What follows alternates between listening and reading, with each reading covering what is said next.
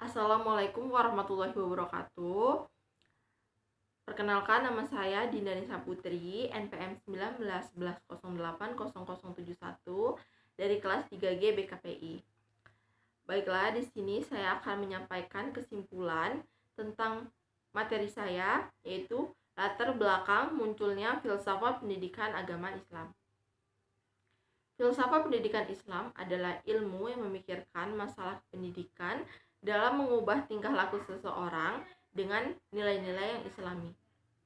Filsafat diakui sebagai induk ilmu pengetahuan yang mampu menjawab segala pertanyaan dan permasalahan, mulai dari masalah-masalah yang berhubungan dengan alam semesta hingga masalah manusia dengan segala problematika dan kehidupannya.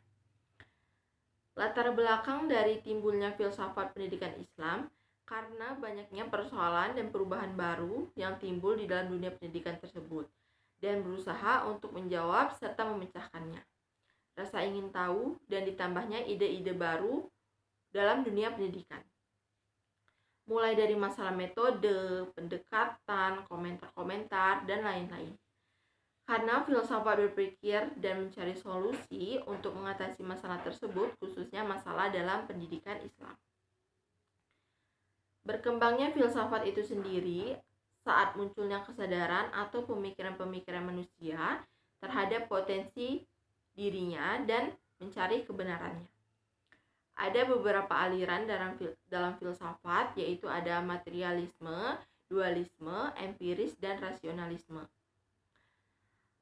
Adapun pemikiran-pemikiran tersebut mulai dari pemikiran spiritualisme kuno, Romawi kuno, Yunani kuno, abad pertengahan, hingga para tokoh seperti Socrates, Plato, Demokritus, dan Aristoteles.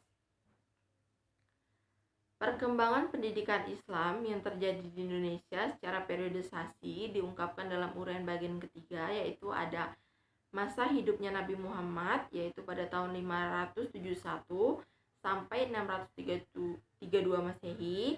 Lalu ada masa khalifah yang keempat, Khulafaur Ar-Rasyidin, Abu Bakar, Umar, Utsman, dan Ali di Madinah pada tahun 632 sampai 661 Masehi. Lalu masa kekuasaan Umayyah di Damasik pada tahun 661 sampai 750 Masehi. Lalu masa kekuasaan Abbasiyah di Baghdad pada tahun 750 sampai 1258 Masehi. Dan masa dari jatuhnya kekuasaan Khalifah di Baghdad pada tahun 1250 Masehi sampai dengan sekarang.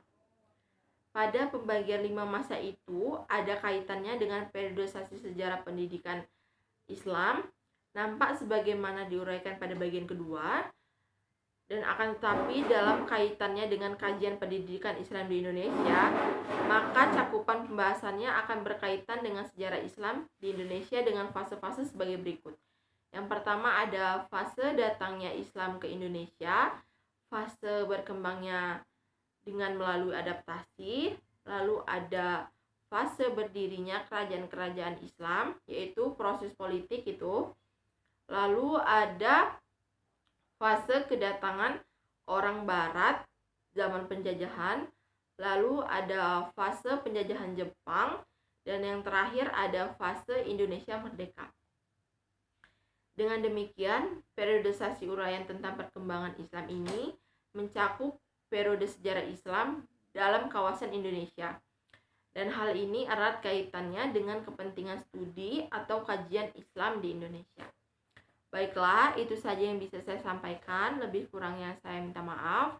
Saya akhiri. Wassalamualaikum warahmatullahi wabarakatuh.